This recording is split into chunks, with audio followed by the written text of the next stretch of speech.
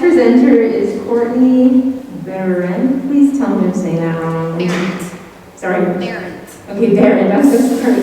Courtney is a returning student to the College of Denomination. She previously graduated from CMN in the spring of 2016 with her associate degree in liberal studies and from UW Green Bay in 2018 with a bachelor's in human development. Courtney currently is enrolled in the substance abuse / AODA program and will graduate in spring 2023. This is Courtney's second year as an intern at the Sustainable Development Institute. One of her main projects this summer has been working on developing a Three Sisters garden, which includes corn, beans, and squash planted at the Green Bay campus. And Courtney will be presenting on collaboration and action. So let's welcome Courtney up to the stage.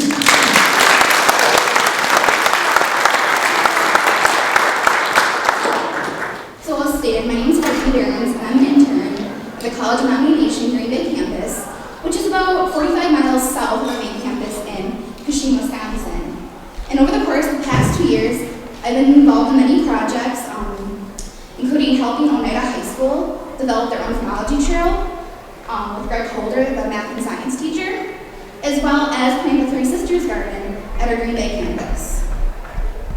Phenology, for those that are unaware, is the study of synchronization or timing of natural events in the plant and animal world as they correspond to either seasons or certain times of the year. So all these phenology stations, which we do have a phenology trail at our main campus, we have about 13 different stations, and they include different plants and trees, but phenology can also include different wildlife. So you could have butterflies or any type of wildlife that is relevant in your area. So these phenology signs have detailed information such as like the type of leaf, flower, fruit, and all their phenophases with a description of each. So this is actually one of the stations. This is the Fiddlehead Fern station at the Phenology Trail in Oneida. So right there's kind of a map of Oneida, where on the left you can see the high school with Powell Grounds and Norbert Hill Center. So we have 4 stations currently going along the back side of the high school. So they include the Fiddlehead Fern, the Sugar Maple, the Slippery Elm, and the Staghorn Sumac.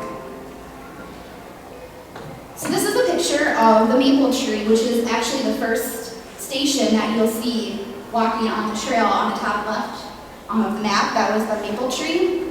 And this is a really important, Greg Holder, who I worked with on this project, wanted this to be like the focus of it, because actually in Oneida, maple tapping, and they do a lot of maple tapping at the high school, and students from elementary school all the way through high school participate in that.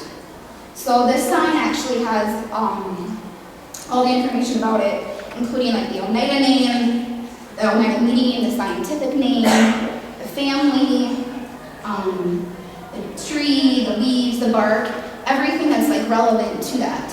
But one really neat aspect of the Oneida Phenology Trail that our college doesn't have is that we put the medicinal uses for every station and every station at the trail.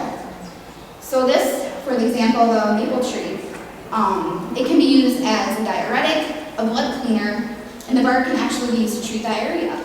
So it's kind of, that cultural aspect as well as, relevant. So here's 2 more of the stations. These are of the Staghorn Sumac and the Slippery Elm. So what's really neat about the Phenology Trail is that they'll be able to use it for many different things. Last year, I actually did a project called Phenology in the Classroom, where we brought out full-time faculty and staff at our college, and we had them walk through the Phenology Trail, and we did different activities such as like a math lesson, where we took a ruler, and using your height and the height of the ruler, you could figure out how tall trees are. We also did a poetry lesson where we went out there and we did like creative writing and poetry with what you saw in nature.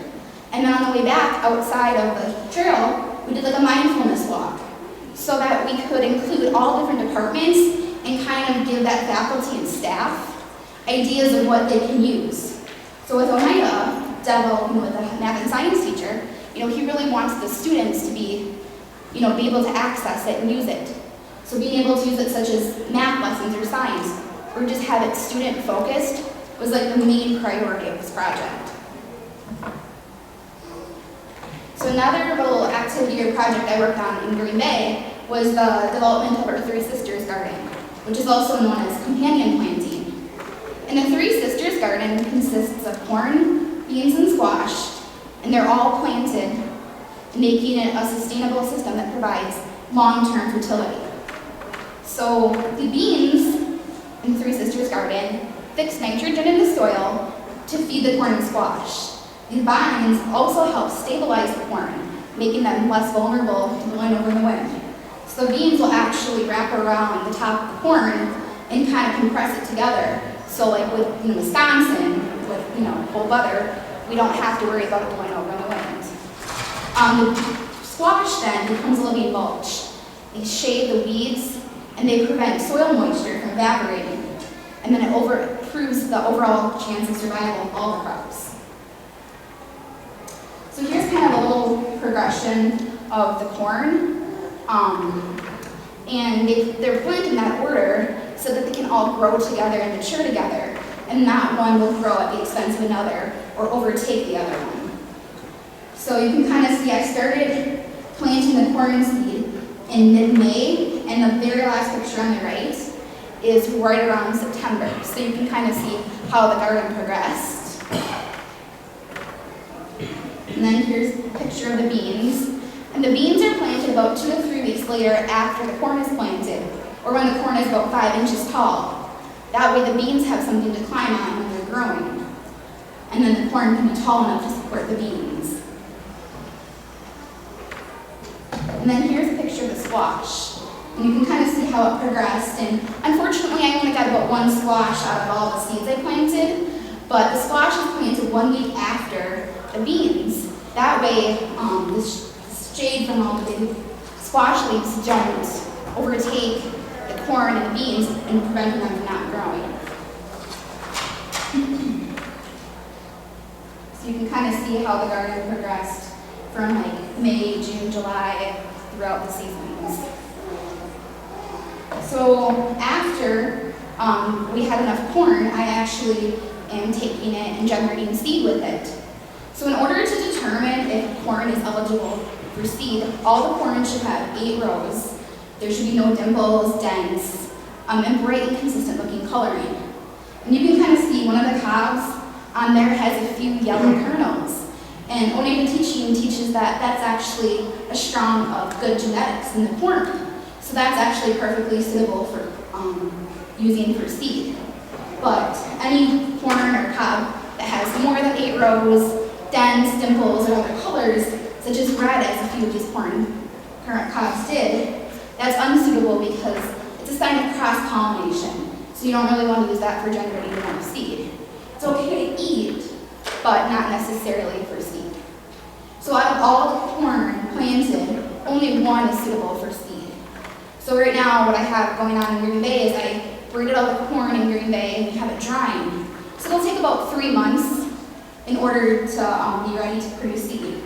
But in Oneida teachings, they have you put your hand in the middle of the corn, and wherever your hand falls in the middle, that's the corn you use to generate seed. So in the next couple months, it'll be kind of fun to get that seed and either use it for students, or giving it back to Oneida, or even planting a Three Sisters garden next year.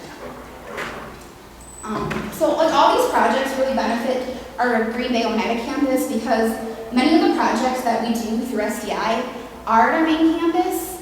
We have our agriculture plot up there, our phenology trail, but it's kind of nice to bring that phenology and agriculture plots into Green Bay for students to enjoy and see, and kind of see the work that SDI does. So I'd like to thank Rebecca, Hitler, our SDI site coordinator, and I'd like to thank Dr. Lucy Fenzel, who's been my mentor through the projects. And thank you for listening.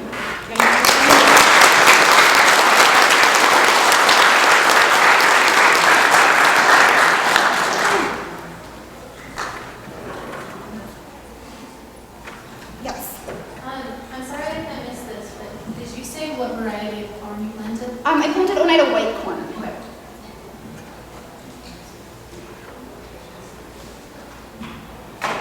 Is there other types of like Oneida corn then? I haven't really researched that. A lot of the corn I got was Oneida white corn. So I looked into what's traditionally planted in Oneida and talked to some of our elders in the Oneida community, and this is what they recommended planting for a Three Sisters garden. Okay. That's awesome.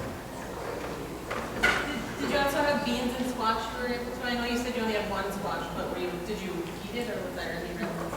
Right now we actually just have it sitting out in the Green Bay campus, kind of, on show, but we never did anything with it yet. It's kind of like a cool project to show we had one squash, especially being in such an urban area in the Green Bay area. Thank you.